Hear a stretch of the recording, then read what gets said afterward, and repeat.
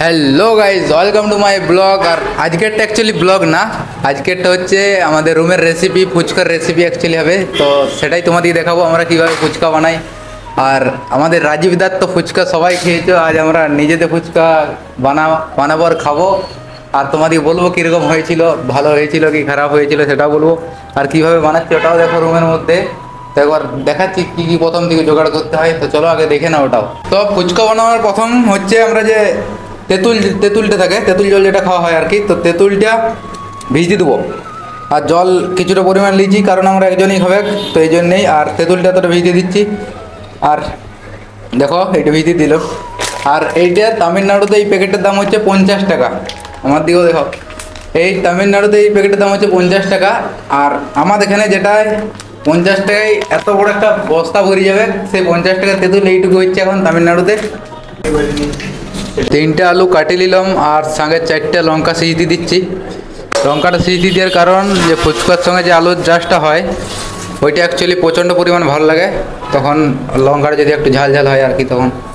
আলুটা আর লঙ্কাটা সিজতে দিয়ে দিলাম, এই দেখো সিজছে এখন ভিতরে। আর এরপর লেবুটা কাটবো, 1 পিস লেবু নিয়ে এলাম যেটা, ওইটাও কাটছি।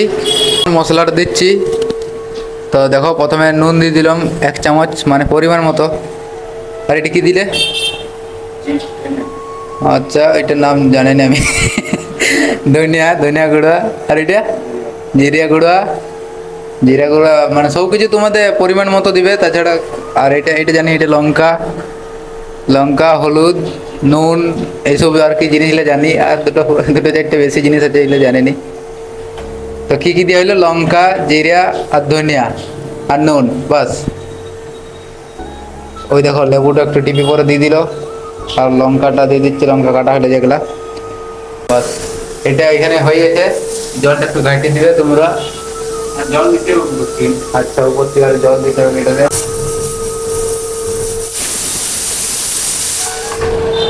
তো এর পরের কাজটা হচ্ছে ফুচকা ভাজা। কারণ তেল গরম হয়ে গেছে, দেখো ভাজা হচ্ছে এখন। তো ফুচকা আমরা প্রায় 4 থেকে 5টার থেকে বেশি, 5-6টা মতো দিয়েছি। দেখো কেমন করে ভাজা হচ্ছে। এরকম না করলে এক সাইডটা পুরো কালো হয়ে যাবে, মানে তখন খাইতে ভালো লাগবে না।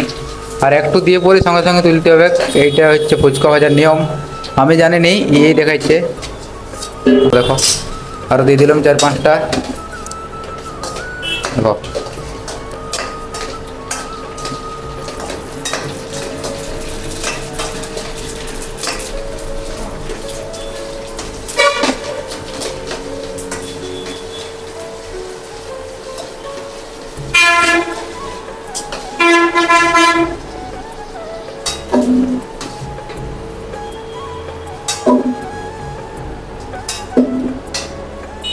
দেখো এরপরে ঠিক আছে, উত্তন্ন হবে আর কি। এই দেখো নুন দেওয়া হচ্ছে এখন। আর এটা কি ছিল?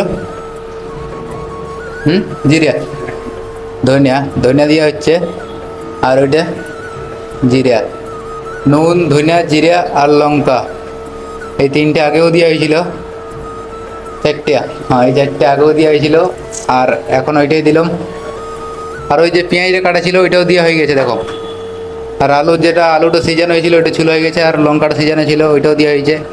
এই দেখো লঙ্কাটা সিজানো জেলা হয়েছিল। এই যে তেঁতুল জলটা যেটা আমরা করেছিলাম, তেঁতুল জলটা আলু মাখার সঙ্গে দিলে আর কি ভালো হচ্ছে আর কি, মানে এটা দিতেই হয় আর কি, তখন টেস্টটা পুরো আসে।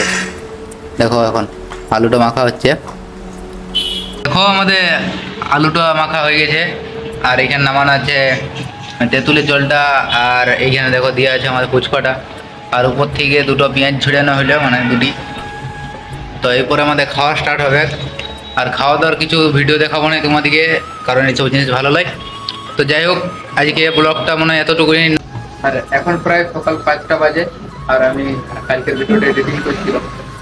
আমি ডিউটি থেকে এসেছিলাম প্রায় 12টার সময়, দিয়ে ঘুমাইলাম। আর সকাল 5টার সময় ভিডিওটা এডিটিং করলাম। আর নতুন ভিডিওতে দেখা হচ্ছে, ততক্ষণের জন্য বাই বাই।